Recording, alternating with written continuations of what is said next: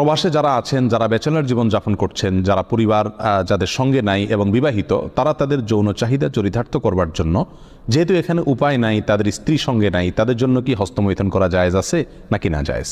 কোরআনে কারিমে আল্লাহ সুবহানাহু ওয়া তাআলা বলেছেন, ওয়াল্লাযীনা হুম লিফুরুজিহিম হাফিজুন ইল্লা আলা আজওয়াজিহিম আও মা মালাকাত আইমানুহুম ফাইন্নাহুম গায়রু মালুমিন ওয়া ফামান ইবতাগা ওয়ারাআ যালিক ফাউলাইকা হুমুল আদুন। তিনটি আয়াত আল্লাহ তাআলা বলেছেন, কৃতদাসী এবং নিজের স্ত্রী, এই দুই শ্রেণী ছাড়া, এই দুটি ক্ষেত্র ছাড়া অন্য কোনো জায়গা যাদের লজ্জাস্থানকে তারা ব্যবহার করে না, সেই সমস্ত লোকেরা সফল মুমিন, তারা সার্থক মুমিন।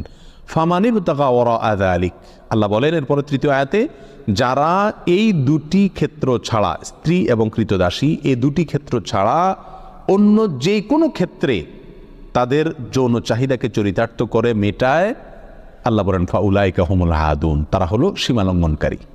তাহলে এই আয়াতের আলোকে পরিষ্কারভাবে একজন মুমিনের জন্য হস্তমৈথুন করার কোনো অধিকার, কোনো সুযোগ, কোনো অনুমতি ইসলামী শরীয়তে নাই। এটা হারাম এবং কবিরা গুনাহসমূহের মধ্যে থেকে একটি।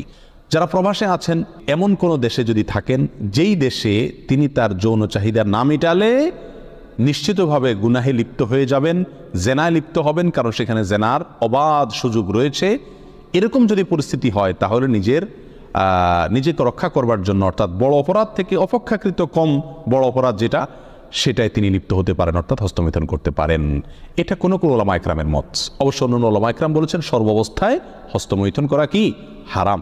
এই জন্য প্রবাসে যারা আছেন তাদের উচিত এই অপরাধ থেকে বেঁচে থাকা।